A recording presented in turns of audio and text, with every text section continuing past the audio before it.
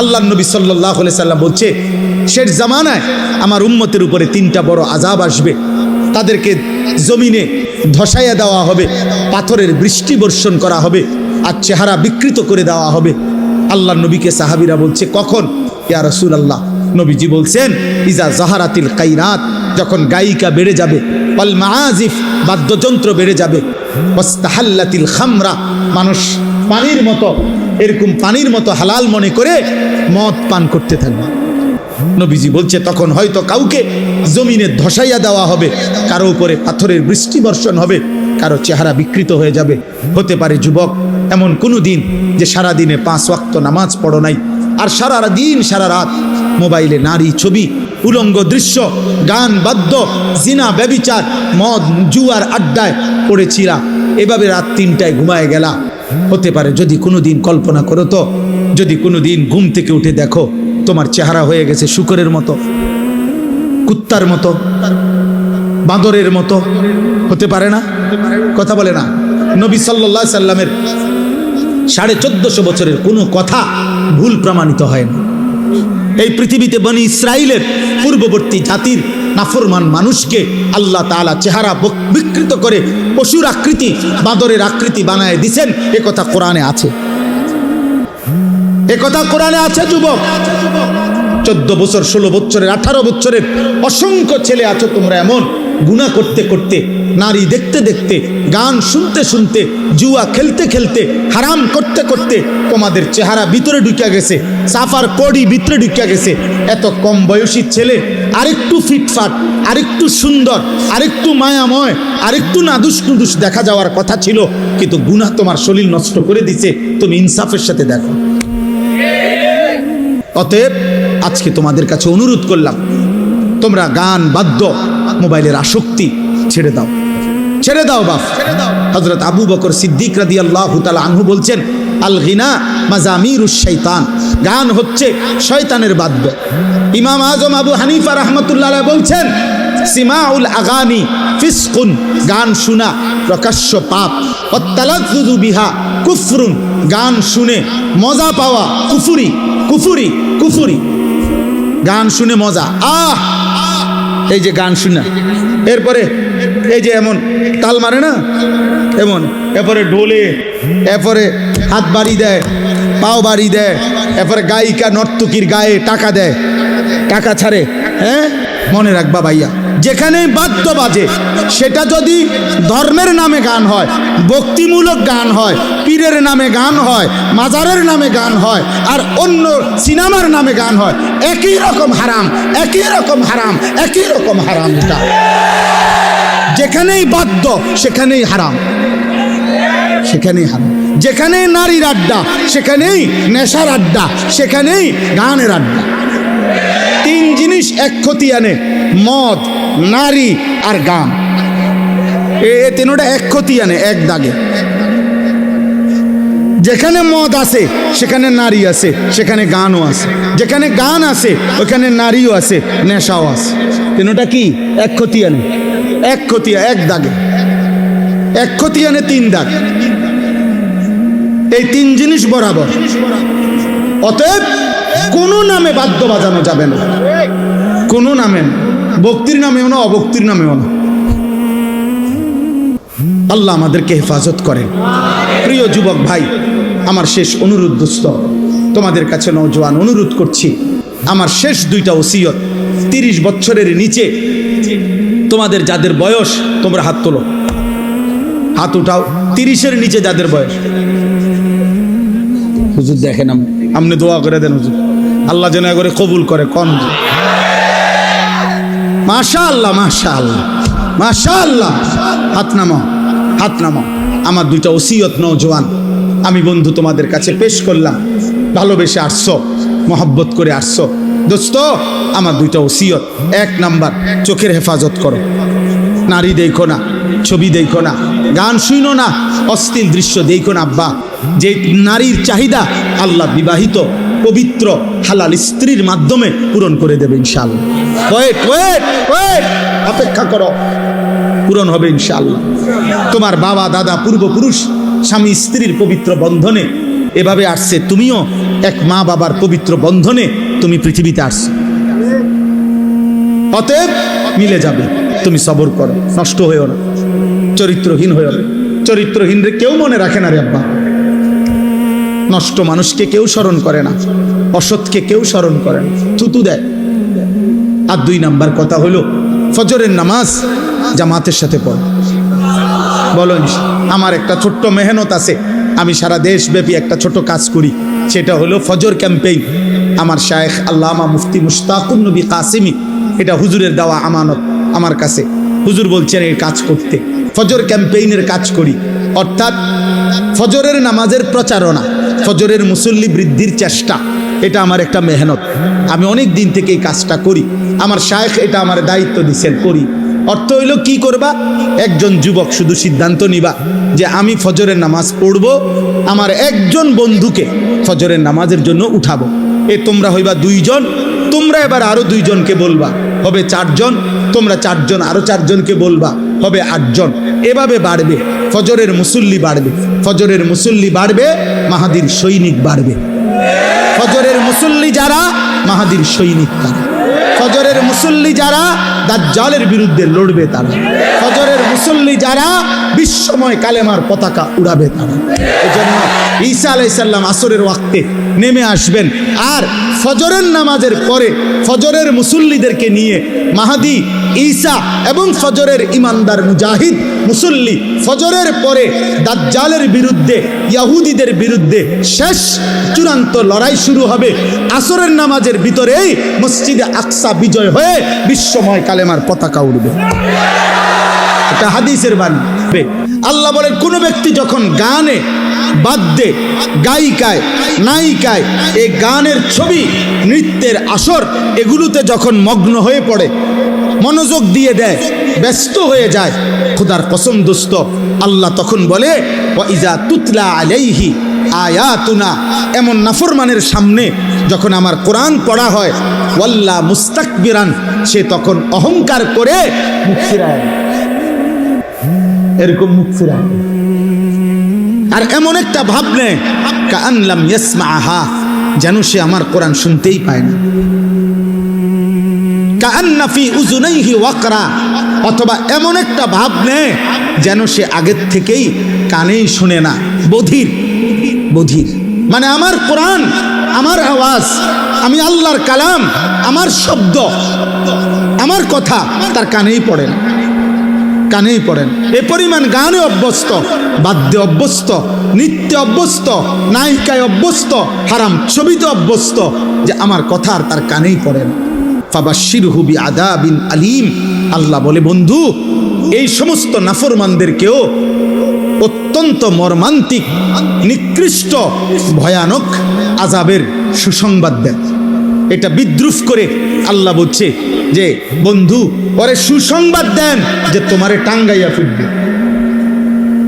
আপনার জন্য সুসংবাদ, আপনি অপেক্ষা করেন, গান শুনতে থাকেন, নারী দেখতে থাকেন, ছবি দেখতে থাকেন, নাটক দেখতে থাকেন, সিনেমা দেখতে থাকেন, নর্তকীর নাচ দেখতে থাকেন, বাদ্যযন্ত্রের তালে তালে নাচতে থাকেন, মজা মারতে থাকেন।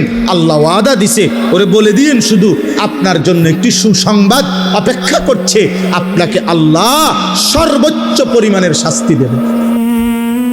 আল্লাহ বলছে, বান্দা তুমি জানো না আমি রহমান, এটা তুমি শুনছো না, আমি রাহিম, আমি গাফফার, আমি গাফুর, কিন্তু বান্দা মনে রেখো আমি শুধু রহমান আর রাহিম না, আমি কিন্তু জব্বার, আমি কাহ্হার, আমি আজিজ, আমি যুনতিকাম। আমি যেমন দয়াবান তেমন আমি প্রতিশোধ গ্রহণকারী, আমি শাদীদুল ইকাব, কঠিন শাস্তিদাতা, আমি সারিউল হিসাব, দ্রুত হিসাব গ্রহণকারী। আমি ছাড়ব না, আমি ছাড়ব না। বন্ধু আমার, নওজোয়ান সাথী, আমি তোমাদের জন্য বলছি, প্রিয় ভাই আমার, এবার শেষ কথা শোনো। কোরআনুল কারীমের এই আয়াতের মাধ্যমে এ কথা স্পষ্ট প্রমাণ হলো, একজন মানুষের জন্য, মুমিনের জন্য, কোন ইমানদারের জন্য গান, বাদ্য, গায়িকা, নায়িকা, গানের আসর, নৃত্যের আসর, গান বাদ্যের আয়োজন, এই নাটক, সিনেমা, ক্রীড়া, কৌতুক, হাসি, ঠাট্টা, ফালতু বিনোদন, বেহুদা সময় কাটানোর হারাম, সম্পূর্ণ হারাম, নিষেধ। আমার ভাই তুমি বলো এবার এই বড় মোবাইল দিয়ে দিবানিশি তোমরা কি করছো? তোমরা কি করছো? 16 বছরের 14 বছরের, হ্যাঁ জরুরি কথা বলছেন, জরুরি কথা বলছেন। আজকে লক্ষ লক্ষ যুবক অনলাইনে মোবাইলে জুয়া খেলে, জুয়া, হায় জুয়ারি, হায় নেশাখোর, নারী লোভী, এই মোবাইলের আসক্ত যুবক। একটা কথা মনে রাখো, এই পৃথিবীতে মানুষ পাপীকে মানুষ নামে ডাকে না, পাপের নামে ডাকে। আবার বললাম, আবার শোনো আমারই কথা, মানুষ পাপীকে মানুষ নামে ডাকে না, পাপের নামে ডাকে। কোন সুদখুরকে মানুষ মানুষ বলে না, সুদখুর বলে সুদখুর। কোন ঘুষখুরকে মানুষ মানুষ বলে না, ঘুষখুরকে বলে। কোন নেশাখোর তারে মানুষ আর মানুষ বলে না, তারে বলে মদখোর, নেশাখোর, গাঁজাখোর, ফুট্টাখোর, বাবাখোর, ডাইলখোর, ইয়াবাখোর, হারামখোর, হারামখোর। অতএব জুয়ারিকে, এই নাফরমান, পৃথিবীবাসী তোকে জুয়ারি বলবে, জুয়ারি। তোরে আর কোনোদিন মানুষ বলবে না। তোর 100 বছর পরে, 100 বছর পরে তোর নাতিরে মানুষ বলবে, সর, তোর দাদা ছিল জুয়ারি, তোর দাদা ছিল নেশাখোর, তোর দাদা ছিল সুদখোর, বেটা জ্বালাইয়া কইলা করে লাইছে গেরাম সুদ খাইয়া, সর তুই এনতে বেটা। শুধু তুমি না, তুমি তোমার আগামী জেনারেশনকেও কলঙ্কিত করে গেলা, লজ্জিত করে গেলা, লজ্জিত অপমানিত করে গেলা। মোবাইল প্রয়োজন থাকতে পারে কারো, প্রয়োজনকে প্রয়োজনের মধ্যে সীমাবদ্ধ রাখো। যেখানে অফিসের কাজ, ব্যবসার কাজ, চাকরির কাজ, পড়ালেখার কোনো কাজ, ঠিক আছে দোস্ত, প্রয়োজন তো প্রয়োজনই। মোবাইল ধরা কেউ হারাম বলে নাই। মোবাইলের হারাম ছবি, হারাম গান, হারাম দৃশ্য, হারাম নারী, সেটা হারাম বলছে। বড় মোবাইল এমনি হাত দিয়ে ধরা হারাম, সেটা না। তুমি নিয়ন্ত্রণ করো, নিজের আখলাকের হেফাজত করো। চরিত্রের সৌন্দর্য, প্রকৃত সৌন্দর্য, চরিত্রের পবিত্রতা, এটাই মূলত ভদ্রতা। আরবিতে একটা বিখ্যাত কিতাব আছে, লাতাইফুল মাআরিফ, ইবনু রজব হাম্বলি রাহমাতুল্লাহর কিতাব। উনি সেখানে লিখছেন, প্রত্যেকটা রাত সন্ধ্যা পৃথিবীবাসীকে ডাক দিয়ে বলে, হে পৃথিবীবাসী, আমি একবারের জন্যই এসেছি, আমি আর কোনোদিন আসবো না, তুমি আমারে কদর করো, নষ্ট করো না। প্রতিটা ভোর জগৎবাসীকে ডাক দিয়ে বলে, হে জগৎবাসী, আমি একবারের জন্যই এসেছি, আমি আর আসবো না, আমারে কদর করো, নষ্ট করো। 16ই নভেম্বর 2025 রোজ রবিবার, খোদার কসম বন্ধু, পৃথিবীতে এই শিরোনাম আর কোনোদিন হবে না। ইসরাফিলের ফু পর্যন্ত আর এই শিরোনাম হবে না।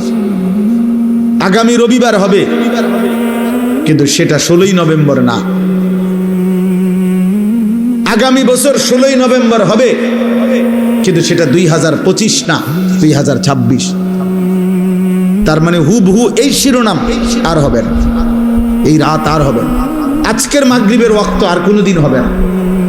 আগামীকালকের মাগরিবটা আগামীকালকের মাগরিবের ওয়াক্ত, আজকের এশার ওয়াক্ত আর কোনোদিন হবে না। আজকের জোহরের ওয়াক্ত আর কোনোদিন হবে না। সারাদিনে এক ওয়াক্ত নামাজ যারা পড়লা না সারাদিন, তুমি মুসলমানের ঘরে জন্ম নিছ, তোমার মতো নিকৃষ্ট নাফরমান মুসলমান। মুসলমান এত বড় অসভ্য হয় যে 24 ঘন্টায় একবারও তার রবের সামনে যার কপাল সেজদা দেয় না, তার চাইতে নিকৃষ্ট গাদ্দার আসমানের নিচে জমিনের উপরে আর কেউ নাই। বেনামাজি তোর চাইতে নিকৃষ্ট গাদ্দার, অসভ্য, বেয়াদব আসমানের নিচে জমিনের উপর আর কেউ নাই। ভোরের কুত্তা তোকে দেখে লজ্জা পায়, সকালের কুত্তা, ভোরের কুত্তা আল্লাহকে বলে, আল্লাহ প্রথম নজর যেন কোনো বেনামাজির উপরে না পড়ে। কুত্তা তোরে দেখে লজ্জা পায়, কুত্তা। সমবয়সী কিছু অসৎ দুষ্ট, তোমার সমবয়সী কিছু চরিত্রহীন সারা বাস্তব তোমরা দেখো, যারা মোবাইল, নারী, ছবি, আর এই চুলের এই বেহুদা মুশরিকের ফ্যাশন নিয়ে ঘুরো, তোমার সামান্য কিছু বন্ধু সমবয়সী ছাড়া খোদার কসম এই কায়নাতের কোনো কেউ তোমার দিকে তাকায় না। এই পৃথিবীর কোনো মানুষ, কোন মানুষ বিবেকবান তোমার মতো লম্পটের দিকে, চরিত্রহীনের দিকে, নারী ছবি আর জিনার ব্যভিচারের দৃশ্য রাতভর উলঙ্গ ছবি নিয়ে যে পড়েছিলা, সকাল 8টা বাজে 9টা বাজে যেই জানোয়ার ঘুম থেকে উঠলা, তোমার দিকে ওই বাস্তব জানোয়ার যেটা কুত্তা, ওইটাও দেখেন। যদি ইনসাফ থাকে তো তুমি দেখো, তুমি চলো আমার লগে, আমার সাথে তুমি চলো কালকের মাহফিলে, দেখো তোমার সাথে আগায় আসে কয়জন, নামাজের দিকে আগায় আসে কয়জন। আও, কেউ তোমার দিকে ফিরে থুতুও ফেলবে না, থুতু। তুমি মনে করছো তোমারে সুন্দর লাগে, তোমার কাছে সুন্দর লাগে, আর পৃথিবীর কারো কাছে না। অথবা তোমার সামান্য, তোমার মতো আরেকজন অসৎ, তোমার মতো আরেক চরিত্রহীন, যার কপালে সেজদা নাই, তোমার মতো আরেক গাদ্দার, যে গাদ্দার তোমার সাথে একই রকম। এই ছাড়া আর কেউ না, এই ছাড়া আর কেউ না। এই জন্য প্রিয় যুবক, প্রিয় নওজোয়ান, তোমার কাছে আমি অনুরোধ করলাম, এমন আফসুসের জীবন পার করো না বাপ, যে তোমার মা তোমারে ডাকে না, বাপ তোমারে ডাকে না, এই দেশবাসী তোমারে কিছু বলে না, চোখের সামনে তুমি নষ্ট হয়ে যাইতেছ, চোখের সামনে তোমার চরিত্র শেষ হয়ে যাচ্ছে, এক ওয়াক্ত নামাজ পড়ছো না, অথচ মাও কাঁদে না, বাবাও কাঁদে না, পাড়া পড়শি, দেশবাসী, স্বজন, আত্মীয় কেউ তোমার জন্য কাঁদে না। চিরে এই ছেলেটার পরিণতি কি হবে? ও যে আল্লাহ চেনে না, নামাজ চেনে না, তার শরীরের মধ্যে কোনো পাক পবিত্রতা নাই, পেশাব করে পানি নেয় না, ঢিলা নেয় না, কোন টয়লেট পেপার ব্যবহার করে না, কি দেখে, কি খায়, কি ঘুমায়, চেহারা কি, শরীর কি, চুল এটা কার মতো, প্যান্ট এটা কার মতো, গেঞ্জি এটা কার মতো। আহারে আব্বা, আমার বড় ভাই আমারে একবারে একদিনে 3বার চুল কাটাইছে, শুধু 1 সুতা চুল, সামনে পিছনে 19-20 হয়েছে মনো। বড় ভাই 3বার সেলুনে পাঠাইয়া বলছে যে আবার চুল কাট। আমি 3বার চুল কাটছি, ভাই আমারে বলছে এরপরে এখন যায় গোসল কর। আমার পুরা জীবনে আমার এই 44 কেবল একটা 4টা ফুলওয়ালা রঙিন সাদা টুপির মধ্যে 4টা ফুল পালা একটা টুপি পরছিলাম। আমার আব্বা প্রথম নজর দেখেই আমার মারে বলছে তারে কই ওই টুপি খুলে ফেলতে। আমি জীবনে কোনোদিন সাদা টুপি ছাড়া অন্য কোনো টুপি পরি নাই, আমার সন্তানও যেন সাদা টুপি ছাড়া অন্য কোনো টুপি না পরে। আমি এশার নামাজের আগে আগেই খুলে ফেলছি, আর কোনোদিন পরি নাই। সেই ছোটবেলার কমপক্ষে 1997 সালে বা 98 সালে হবে আমার বাবার সেই স্মৃতি। আমি জীবনে একবার একটা পাঞ্জাবি এমব্রয়ডারি করা এদিক দিয়া বাজারে কিনা একটা পাঞ্জাবি কিনছিলাম, কিনা 4তলা হোস্টেলে থাকতাম, নিচে নাইমে আসছি আসরের পরে। আমার বড় ভাই দেখছে, ডাক দিয়া আমার পাঞ্জাবিটা টান দিয়া ধইরা টাইনা সিরা গায়ের থেকে টুকরা টুকরা করে ফেলছে। বলছি এটা লাগাইলা কেন? দোস্ত আমার, আমি তোমারে আমার বুজুর্গি বুঝানোর জন্য বলি নাই যে এখন আমি মুরিদ বানামু, প্রথমে আগে আমার বুজুর্গিটা শুনে নেন, আমি কত বড় বুজুর্গ, আব্দুল কাদের জিলানির পরে শেষ এই আমি, এটা না। আমি বুঝাইতে চাচ্ছি যে আমার জীবনের সবচেয়ে বড় সৌভাগ্য কোনো মানুষের যে তার উপরে একজন অভিভাবক আছে, কেউ তারে নজর রাখে, কেউ তারে খেয়াল করে, কেউ তাকে টেনে ধরে, কেউ তাকে ফেরায় মন্দ রাস্তা থেকে, গুনার রাস্তা থেকে, ভুল পথ থেকে। কাউকে যদি কেউ ফিরায়, এমন একজন অভিভাবক যদি কারো কপালে জোটে, খোদার কসম এই কায়নাতের সর্বশ্রেষ্ঠ নিয়ামত। খানা তুমি 1000 বার খাইতে পারবা বিরিয়ানি, কিন্তু 1000 বারও যদি তুমি সর্বোৎকৃষ্ট খানা খাও, এরপরও 1000 বারই তুমি বাথরুমে গিয়া এগুলা থুইয়া পড়বা, এটা থাকবে না। এই পৃথিবী ভোগ করলে এটা হারিয়ে যায়, মিলিয়ে যায়, কিন্তু আখলাক শেষ হয় না, চরিত্র শেষ হয় না, চরিত্র শেষ। আমি প্রায় বলি, ফিতাওয়ালা ক্যাসেট ছিল এক সময়, সেগুলো এখন নাই। সিডি ক্যাসেট ছিল এক সময়, চ্যাপ্টা চ্যাপ্টা, পাতলা পাতলা, এগুলো এখন নাই, এগুলো এখন নাই দোস্ত। এরকম বহু প্রযুক্তি আগে ছিল, সেগুলো এখন নাই, ওইগুলো তো হারিয়ে গেছে। কিন্তু ওইগুলোর মাধ্যমে ওই ফিতাওয়ালা ক্যাসেটে যত গান ছিল, যত নারীর গান ছিল, ভিডিও ক্যাসেটের মধ্যে যত নর্তকীর নাচ ছিল, ওই নাফরমান পুরুষ আর নারী যদি তওবা করে না থাকে, তাহলে গুনাহ কিন্তু কোনো দিন মুছবে না। হাসরের ময়দানে বাম কাদের ফেরেশতা আমল নামার মধ্যে ওগুলা লেখা দেখাবে। হতে পারে তোমার 25,000 টাকা দামের মোবাইল হারায় যাবে, হতে পারে ফেসবুক থাকবে না, হতে পারে ইউটিউব থাকবে না, কিন্তু রাত জেগে জেগে যে গুনাহ করছো, নারী দেখছো, ছবি দেখছো, উলঙ্গ নাচ দেখছো, খোদার কসম দোস্ত, বাম কাঁধে ফেরেশতা এগুলা লিখছে, আর এগুলো তো মুছবে না। তওবা না করলে, আল্লাহ মাফ না করলে এগুলো তো মুছবে না। হাসরের ময়দানে ওয়ালাদাইনা কিতাবুন ইয়ানতিকু বিল হক ওয়া হুম লা ইউজলামুন, আল্লাহ বলে হাসরের ময়দানে আমার সামনে তোমার আমল নামার খাতা, আমল নামার বই, ইয়ানতিকু, তোমার আমল নামার বই অটোমেটিক কথা বলবে, তোমার পৃষ্ঠা আমি আল্লাহর সামনে কথা বলবে, কোনো জুলুম করা হবে না। তোমার নেকির হিসাবেই তোমার হিসাব, তোমার গুনার হিসাবেই তোমার হিসাব হবে। এজন্য প্রিয় যুবক, তোমারে কেউ ডাকে না, তোমারে কেউ ফিরায় না। তোমার নারী, ছবি, মোবাইল, গান, বাদ্য, নৃত্য, অস্থিরতা, বেহায়াপনা, চুল, চেহারা মুশরিকের মতো কেউ তোমারে ডাকে না, বলে না, কিছু বলে না। খোদার কসম, এটারে তুমি সফলতা মনে করো না, এটা তোমার জীবনের সবচেয়ে বড় লাঞ্ছনা, এটা তোমার জীবনের বড় ব্যর্থতা। তোমার কোনো অভিভাবক নাই, তোমার জীবনের বড় আফসোস। তুমি মুসলমানের ঘরে জন্ম নিয়া তোমার সেজদার কথা কেউ বলে না। এর চাইতে নিকৃষ্ট জীবন আর কি হইতে পারে? এর চাইতে নিকৃষ্ট, এর চাইতে বদনসিব আর কি হইতে পারে?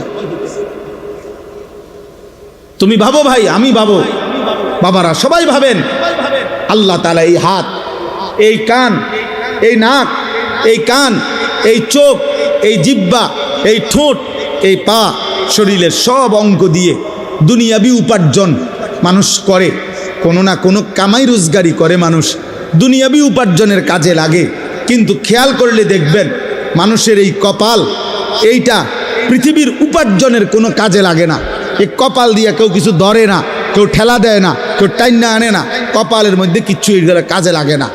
ব্রেন খাটায়, হাত দিয়া ধরে, চোখ দিয়া দেখে, কান দিয়া শুনে, জিহ্বা দিয়া স্বাদ নেয়, নাক দিয়া গন্ধ শুকে, পাও দিয়া হেঁটে যায়, অন্তর দিয়া ভাবতে থাকে, কিন্তু কপাল দিয়া তেমন দুনিয়াবি উপার্জনের কোনো কাজ করে না। তাহলে কপাল এটা আল্লাহ কেন দিলেন? কপাল এটা দিয়া বাহ্যিক পৃথিবীর কোনো কাজ হয় না, অথচ আল্লাহ এই কপাল কেন দিলেন? খোদার কসম, আল্লাহ বলছে, বান্দা সারা অঙ্গ দিয়ে তুমি দুনিয়া সাজাও, কপাল শুধুই আমি আল্লাহ সেজদার জন্য বানাইছি।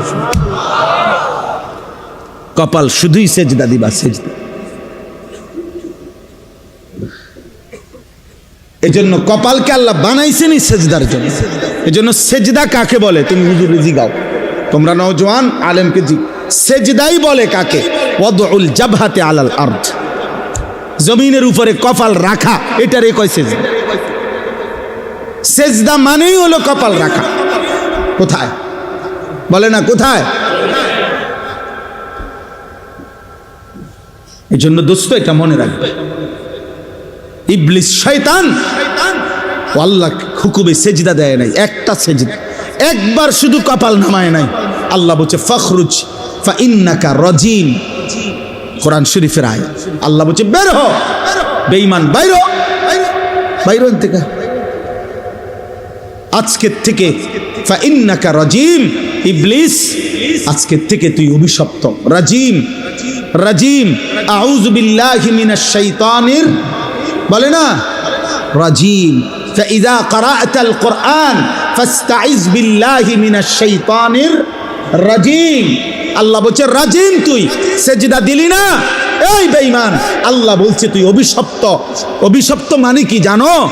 রাজিম মানে হলো এমন সত্তাকে বলে, এমন অস্তিত্বকে রাজিম বলে, এমন ব্যক্তিকে রাজিম বলে যে মূলত পাথর মারার উপযুক্ত, যাকে পাথর মারা উচিত, যাকে প্রতিনিয়ত পাথর মারা উচিত, এমন অভিশপ্ত ব্যক্তিকে বলে রাজিম। এজন্য ইসলামী শরীয়তের একটি বিধান, শরীয়তের একটা শাস্তি হলো কোনো পুরুষ বিবাহিত হয়ে যদি স্ত্রী ব্যতীত অন্য নারীর সাথে জিনা করে, কোনো বিবাহিত নারী যদি আপন স্বামী ব্যতীত অন্য পুরুষের সাথে জিনা করে, তাহলে শরীয়তে শাস্তি হলো তাকে রজম। রজম মানে পাথর মেরে হত্যা করা, তারে পাথর মাইরা হত্যা করো। আল্লাহ বলছে এই রজম যেই শব্দ তাফসিরে আছে, রাজিম ওই একই শব্দ। অর্থাৎ শয়তান এতটা অভিশপ্ত যে সে মূলত প্রতি সেকেন্ড পাথর মারার উপযুক্ত, তাকে পাথর মারা উচিত, পাথর মারা।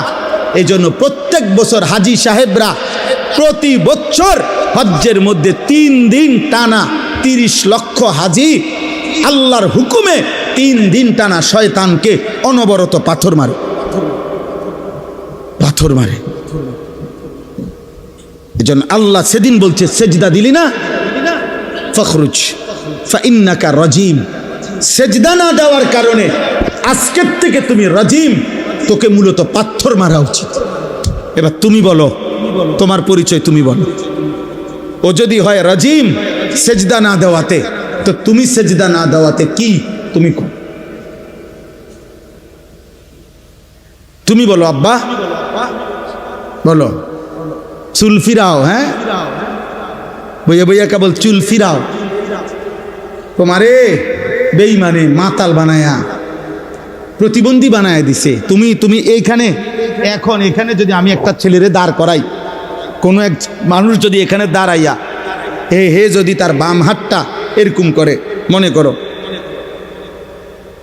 5 মিনিট যদি এরকম করে, বাকিরা কি বলবে? মা পাগল, এটা এরকম করে কা বলবে কি না? তো তুমি কা চুলের এরকম করো? তুমি যে একটু পরপর চুলের এমন করো, তো তুমি পাগল না ছাগল? হ্যাঁ, তুমি মাতাল না, তুমি প্রতিবন্ধী না, তো ভালো ডাক্তার দেখাও না কেন? বলো না আব্বা। এটা ফ্যাশন কিভাবে হয়? এটা ফ্যাশন হইতে পারে কিভাবে? একজন সুস্থ ছেলে বলো যেটা ফ্যাশন হইতে পারে? এত বড় ফালতু কাজ ফ্যাশন হয় কিভাবে? এই জন্য আমি অনুরোধ করলাম, আজকে দুশ্মন, আমার কথা আমি এই 2টা আয়াতের তর্জমা বলতে চাই। এটা হলো মূলত বাস্তবতা, এটা বাস্তবতা। এটা আজকে বেঈমান তোমাদের কাছে এই বড় মোবাইলগুলা তুলে দিয়া সমস্ত কিশোর বয়সী যুবক তোমাদেরকে নেশাগ্রস্ত বানায়, মাসহুর জাদুগ্রস্ত করে দিছে।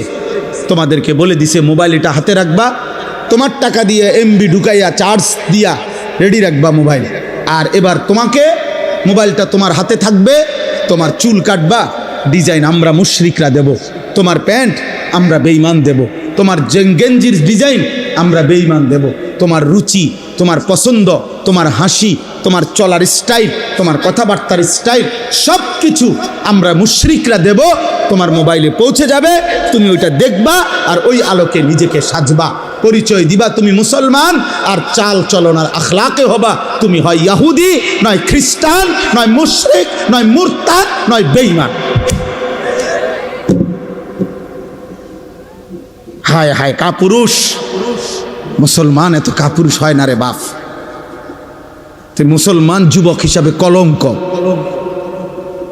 তোর মতো কাপুরুষ মুসলিম যুবক না হলে ভালো ছিল, যার রক্তে ইমান জাগে না, কলিজায় যার ইমান জাগে না। বেঈমান আমাদেরকে নিয়ে নাচে, ফুর্তি করে। একবার কয় চুল এদিকে ফিরা, মুসলমানের যুবক কহ ফিরাইলাম। আবার কয় না এবার এদিকে ফিরা, না এবার এদিকে ফিরাইলাম।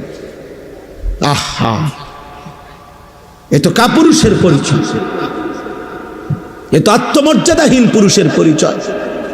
এই জন্য এই বন্ধুর কথা যদি শুনো, এই ভাইয়ের কথা যদি মনে থাকে, আমি যদি কোনো দিন আর বলতে না পারি, আজই বললাম,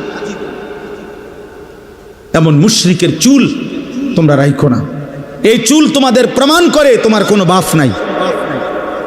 হ্যাঁ হ্যাঁ, কারণ তোমার বাবার সাথে তোমার কোনো সম্পর্ক নাই।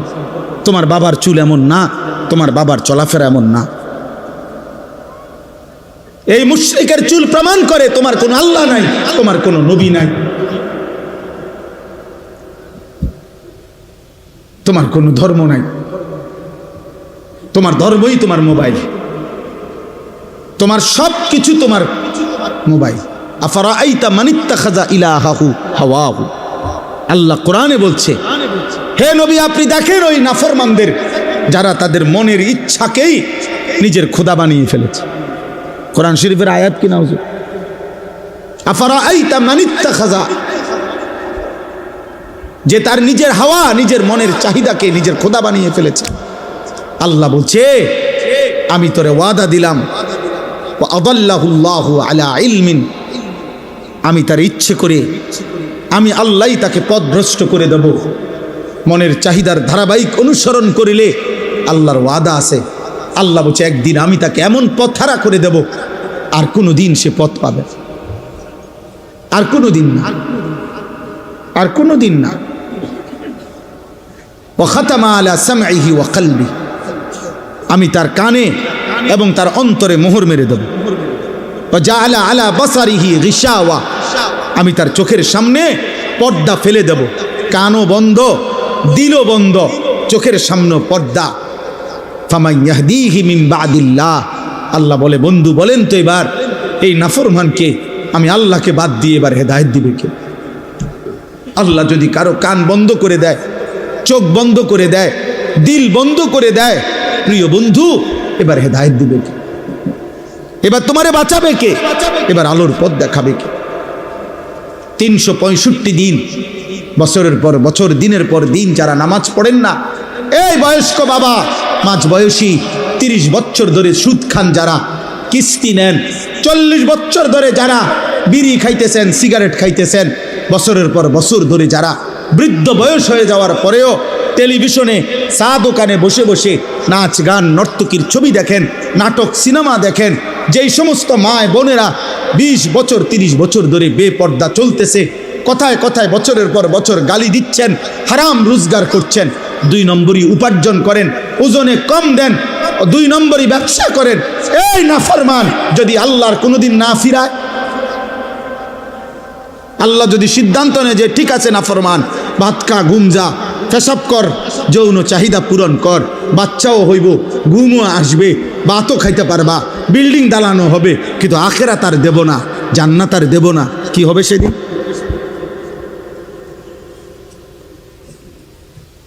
ওয়ালা তাকুনু কাল্লাযীনা নাসুল্লাহ ফাআনসাহুম আনফুসাহুম, এই যে কোরআনের আয়াত, আল্লাহ বলে, মুমিন আমি আল্লাহকে এই পরিমাণ ভুলে যেও না।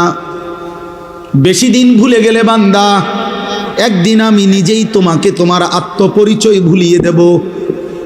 ফাআনসাহুম আখিরাতাহুম ফাআনসাহুম মাসালিহাহুম, আল্লাহ বলেন আমি তোমার কবর, হাসর, আখিরাত, মিজান, ফুলসিরাত ভুলিয়ে দেব।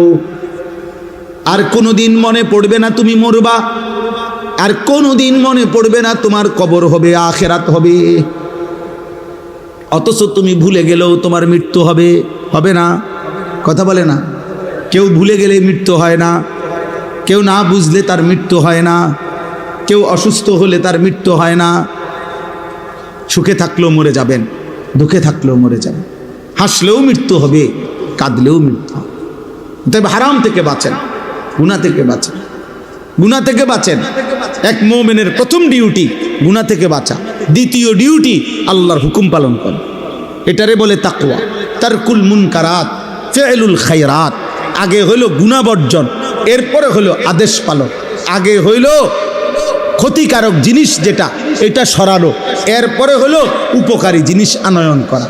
দাফউল মুদাররাতি মুকদ্দামুন আলা জালবিল মানফাআ, আরবি ভাষার প্রবাদ, গুরুত্বপূর্ণ মূলনীতি। আগে ক্ষতি সরাও, এরপরে উপকার আনো। আগে গ্রিলে ঝংকার রং দিবে, আগে ঝংকার সিরিজ কাগজ দিয়ে ডইল্লা আগে ঝংকার সরাও, যে সমস্ত পুরাতন, এরপরে রং লাগাও, আগে কুত্তা সরাও, এরপরে ভিক্ষা দাও। বাংলা ভাষায় বলে, বাংলা ভাষায় বলে যে ভিক্ষা থাক কুত্তা সামলাও, চাল দিয়ে নাম নেই, আপনি কুকুরটা সরান, আগে গুনাহ বর্জন করো। ইত্তাকিল মাহারিম তাকুন আবাদান নাস।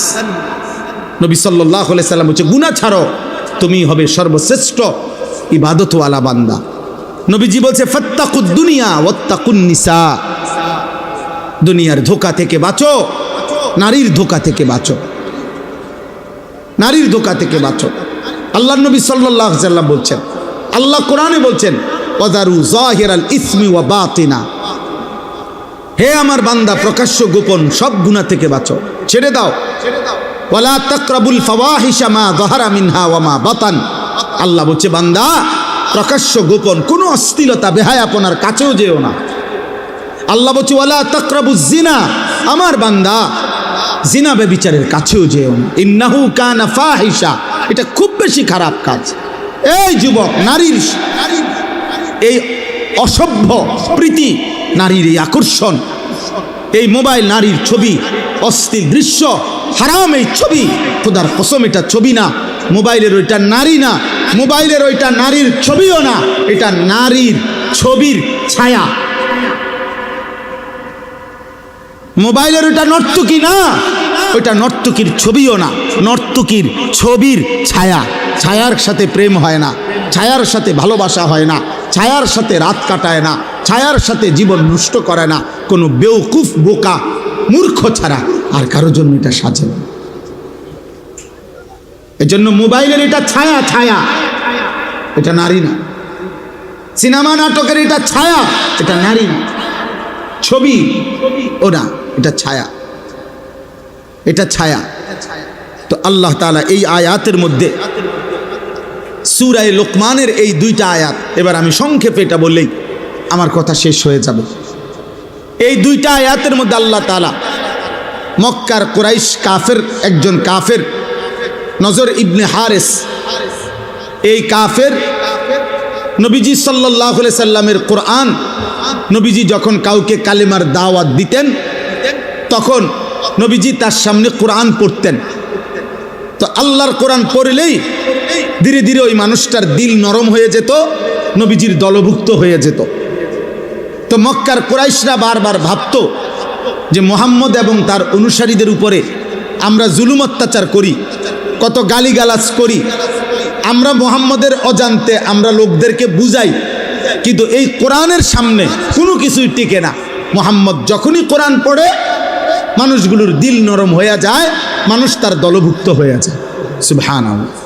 তো এই মক্কার কাফেররা বলল, আহারে আমাদের কাছে তো কোরআনের বিপরীত কিছু নাই, যেটা দিয়ে মুহাম্মদের কালেমার দাওয়াত ঠেকাবো এটা তো নাই আমাদের কাছে। তখন এই মক্কার কুরাইশ নজর ইবনে হারিস, এই কাফের সর্দার, ইরান থেকে, মানে এখন বলে ইরান, আগে বলতো পারস্য, এই ইরান থেকে সে ব্যবসার উদ্দেশ্যে গিয়া ইরান দেশ থেকে একজন নারী যে ছিল দাসী, সাথে সাথে গায়িকা, নর্তকী, যে নাচতে পারত বাদ্যের তালে তালে এবং পুরান দিনের কিচ্ছা কাহিনী সুর দিয়া দিয়া টাইনা টাইনা সে গাইতো, শুনাইতো। আর সে দেখছে ওইখানে লোকজন গোল হইয়া এরকম গায়িকার গান, বাদ্য, নৃত্য, গানের আসর শুনে খুব মনোযোগ দিয়া। তো এই নজর ইবনে হারিস অনেক টাকা দিয়া একটা দাসী কিনে আনছে মক্কায়, আইনা মক্কার কুরাইশদেরকে বলছে মুহাম্মদের কোরআনের ব্যতিক্রম বিকল্প আমি একটা জিনিস রেডি করছি। নাউজুবিল্লাহ। বলছে কি?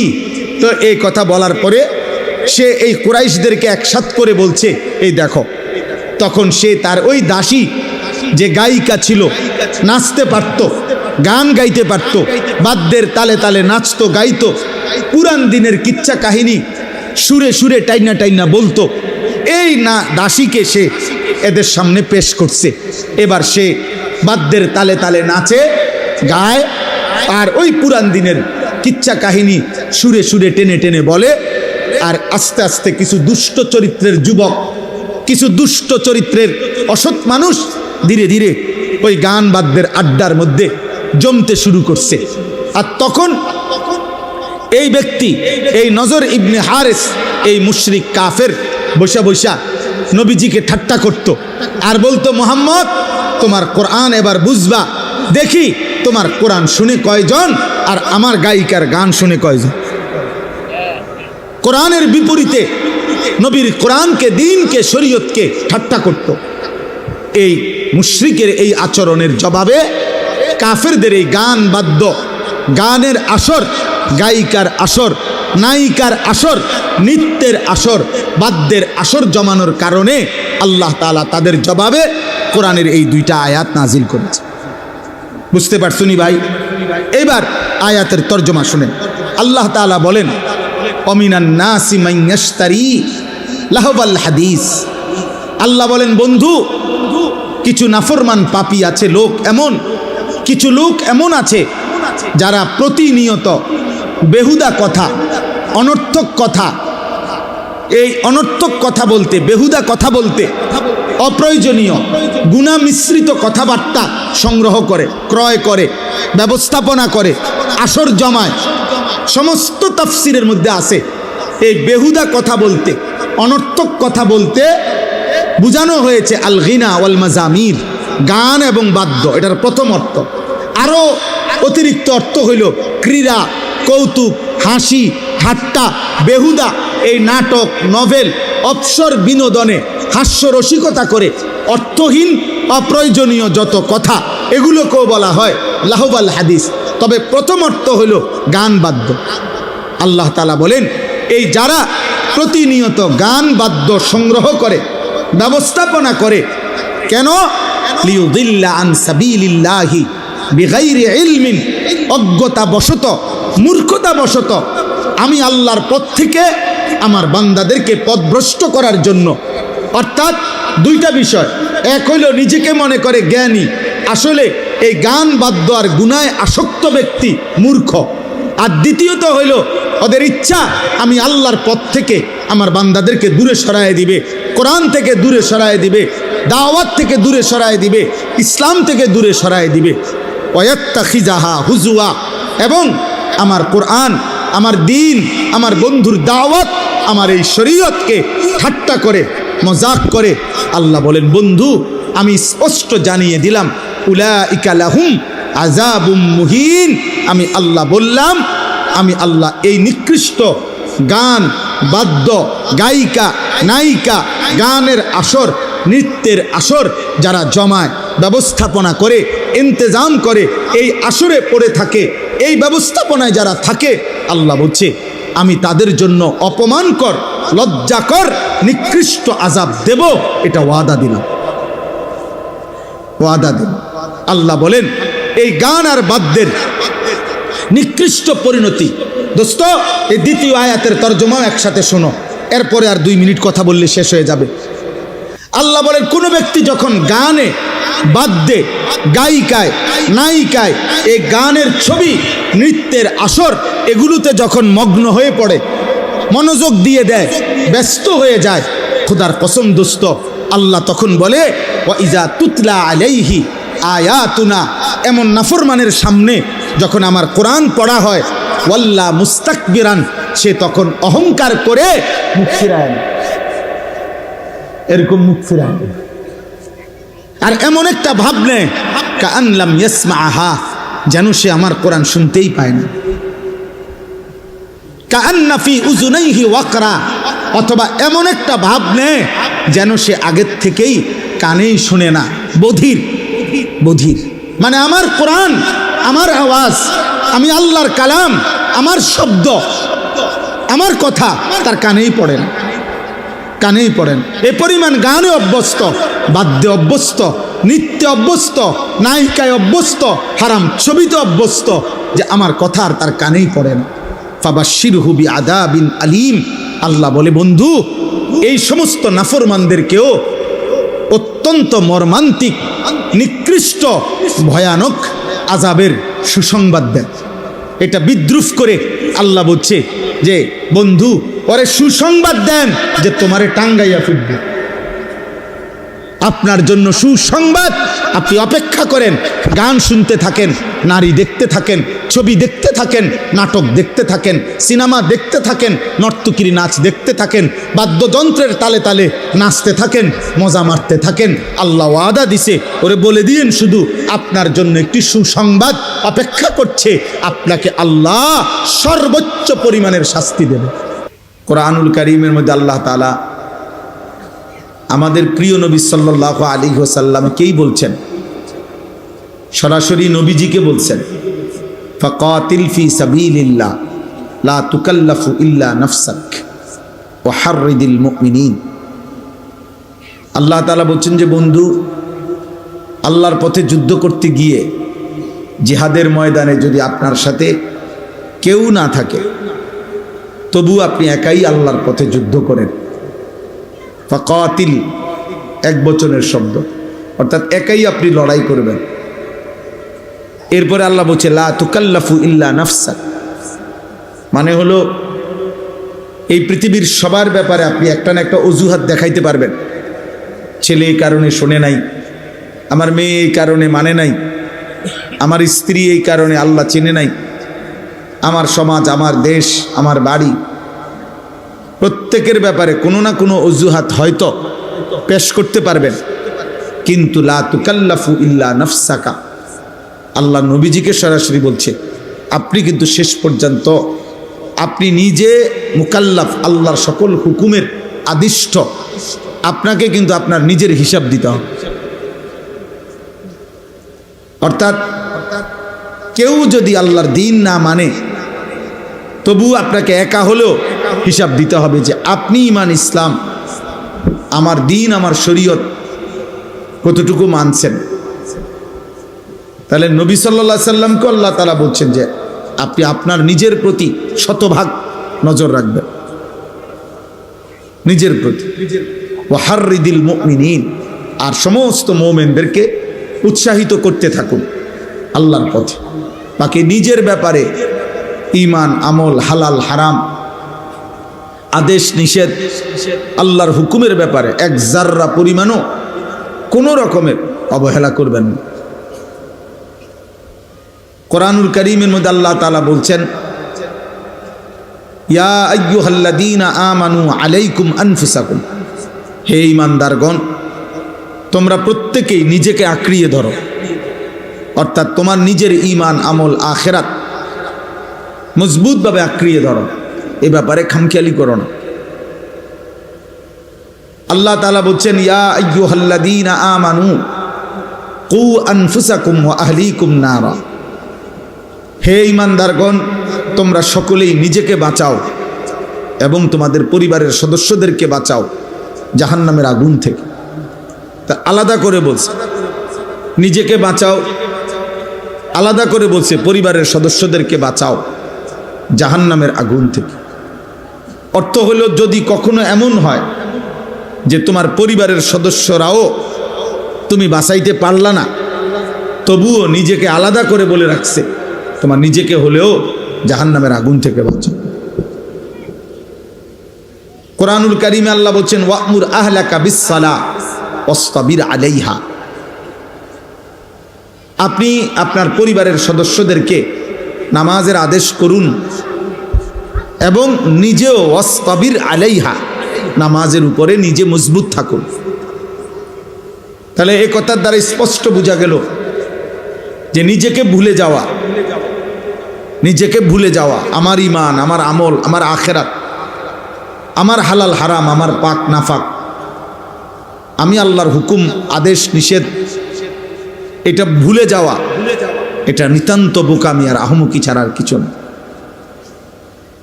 নবীজি সাল্লাল্লাহু আলাইহি সাল্লামের একজন বিখ্যাত সাহাবী ছিলেন হুযায়ফা রাদিয়াল্লাহু তাআলা আনহু।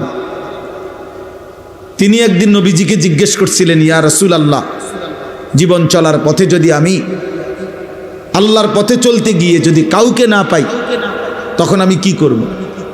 আল্লাহর নবী সাল্লাল্লাহু আলাইহি ওয়াসাল্লাম বলছেন, ওয়ালাউ আন তাআদ্দা বিআসলি শাজারাতিন হাত্তা ইউদরিকাকাল মাউত ওয়া আনতা আলা যালিক, তুমি প্রয়োজনে মৃত্যু আসা পর্যন্ত একা গাছের গোড়ালি শিকড় মারির দাঁত দিয়া কামড়াইয়া ধরে রাখবা, তবুও তুমি আল্লাহর দ্বীনের উপরে থাকবে একাই। তাহলে এই জন্য আমি প্রথমে কথাটা বললাম। বয়স্ক বাবা আপনাদেরকেও বলি, প্রিয় নওজোয়ান তোমাদেরকেও বলি, নওজোয়ান সাথী তোমরা ইদানিংকালে এই 14, 16, 18, 20, 22 বছরের কিশোর ছেলে, যুবক ছেলে, তোমরা কোনোভাবেই এটা বুঝতেছো না যে তুমি তোমাকে বরবাদ করছো। এতটুকু আত্ম উপলব্ধি, এতটুকু বুঝ অনুভূতি যদি না থাকে, প্রিয় সন্তান, প্রিয় ভাই, এটা কোনো মানুষ না, এ কোনো সুস্থ স্বাভাবিক মানুষ না। আমি ইচ্ছা করে নিজেকে আল্লাহর নাফরমানির উপরে জাহান্নামের আগুনের দিকে নিজেকে ঠেলে দিচ্ছি, এটা কোনো সুস্থ স্বাভাবিক মানুষের পরিচয় হইতে পারে না। এই জন্য তোমার এতটুকু উপলব্ধি যদি না থাকে যে আমি কি করছি, সারা দিন রাত, দিনের পর দিন, সপ্তাহের পর সপ্তাহ, রাত ভোর হয়, দিন সন্ধ্যা হয়, অথচ আমি করছিটা কি, এদ্দুর যদি বুঝ না হয়, দোস্ত আমার, ওটা বিবেকবান কোনো মানুষ না, ও সুস্থ স্বাভাবিক কোনো মানুষ না, হয় পাগল, নয় মাতাল, নয় মানুষের চাইতে নিকৃষ্ট কোনো প্রাণী। ও কোনো জন্তু জানোয়ারের অন্তর্ভুক্ত ছাড়া আর কিছু না। তোমরা আমার এই কথাটা ইনসাফের সাথে কল্পনা করো। একজনই ভাইব, আমি কোনো ভোটের জন্য আসি নাই যে সকলের সমর্থন আমার দরকার, আমি সবার সমর্থন চাইতে আসি নাই, আমি আখিরাতের কথা বলতে আসছি। অতএব কোনো এক আল্লাহর বান্দার কলিজায় যদি ফিকির হয় যথেষ্ট, এতটুকুই চলবে। আমি প্রত্যেক দিন এটা আগে বলে নেই। আমার কথা হলো ভাই, এতগুলো নওজোয়ান মাশাআল্লাহ তোমরা আসছো, তোমরা ইনসাফ করো। 365 দিন খোদার এক বছরে যে কোনো দিন ফজরের নামাজ পড়লা না, তুমি মুসলমান কিভাবে?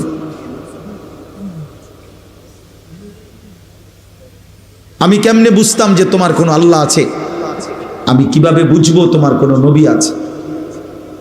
এটা কেমনে প্রমাণিত হবে তোমার কোনো ধর্ম আছে? এটা কিভাবে প্রমাণিত হবে তোমার কোনো কিতাব আছে? তুমি মুসলিম সম্প্রদায়ের অন্তর্ভুক্ত। 365 দিনে কোনো দিন মনে পড়লো না, কেউ তোমারে মনে করাইলো না যে মুসলমানের উপরে ফজরের নামাজ ফরজ। আমার বাড়ির একজন চাচা, মানে আমার বাবার চাচাতো ভাই, আজকে সকালবেলা ফজরের নামাজের জন্য উঠছে। ফজরের নামাজের উইটা অজু করতে বসছে, ঘুরাইয়া পড়ছে, ফজরের নামাজের জামাতের আগ মুহূর্তেই ইন্তেকাল করছে। দোস্ত আমার, প্রতিটা রাত তোমার জন্য আমার জন্য ভোর হবে এর কোনো নিশ্চয়তা নাই, এর কোনো নিশ্চয়তা নাই। প্রতিদিন এভাবে পৃথিবী থেকে রাতের অন্ধকারে মানুষ মৃত্যু হয়, দিনের আলোতে মানুষের মৃত্যু হয়। এই রাত অসংখ্য ব্যক্তির জন্য আগামীকালকের ভোর আনবে না। আগামীকালকের দিন অসংখ্য ব্যক্তির জন্য রাত আনবে না, রাত আনবে না। আমার ছোট ভাই আমার গ্রামের মসজিদের জুমার নামাজ পড়ায়, ও বলল যে ভাই আমি শুক্রবার দিনও ওনার সাথে কথা বলছি, খোঁজ খবর নিছি, আজকে রবিবার সকাল। তাইলে আমি এটা বুঝাইতে চাইলাম